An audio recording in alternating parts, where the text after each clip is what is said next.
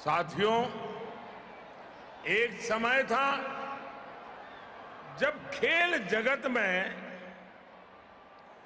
भारत की पहचान केवल एक दो खेलों के भरोसे टिकी थी।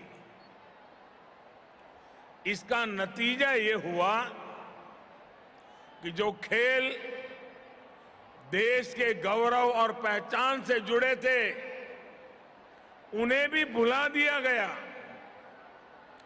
इस वजह से खेलों से जुड़े संसाधन बढ़ाने, स्पोर्ट्स इंफ्रास्ट्रक्चर को आधुनिक बनाने पर जितना ध्यान देना चाहिए था, जितनी प्राथमिकता देनी चाहिए थी, वो एक प्रकार से रुक गया था। इतना ही नहीं, जैसे राजनीति में भाई भतीजावाद घुस गया है, खेल जगत में भी खिलाड़ियों के चयन में पारदर्शिता की कमी भी एक बहुत बड़ा फैक्टर थी। खिलाड़ियों की सारी प्रतिभा परेशानियों से जूझने में ही निकल जाती थी। उस भंवर से निकालकर भारत के युवा आज आसमान छू रहे हैं।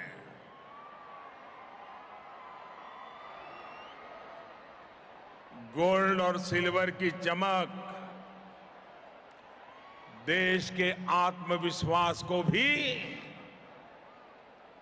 चमका भी रही है और चमत्कार का अनुभव भी करा रही है। दुनिया का सबसे युवा देश खेल के मैदान में भी एक ताकत बनकर उभर रहा है। टोक्यो ओलंपिक्स और पैरालंपिक्स, उसमें हमारे खिलाड़ियों ने इस बदलाव को साबित किया है। टोक्यो ओलंपिक्स में भारत ने पहली बार 7 मेडल जीते हैं। यही रिकॉर्ड भारत के बेटे बेटियों ने टोक्यो पैरालंपिक्स में भी बनाया। भारत ने इस वैश्विक प्रतियोगिता में 19 मेडल जीते। लेकिन साथियों, ये तो शुरुआत है। न हिंदुस्तान रुकने वाला है, न हिंदुस्तान थकने वाला है।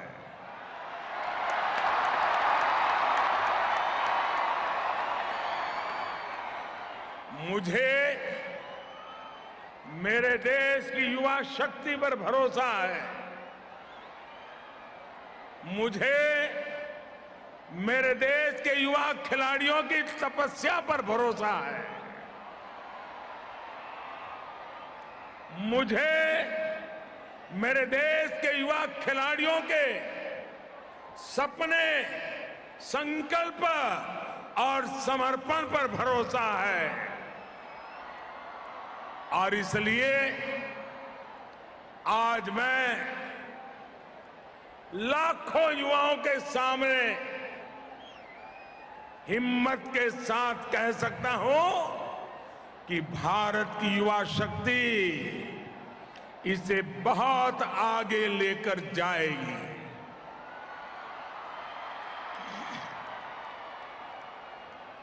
वो दिन दूर नहीं जब हम कई खेलों में कई गोल्ड एक साथ जीतने वाले देशों में हिंदुस्तान का तिरंगा भी लहराता होगा।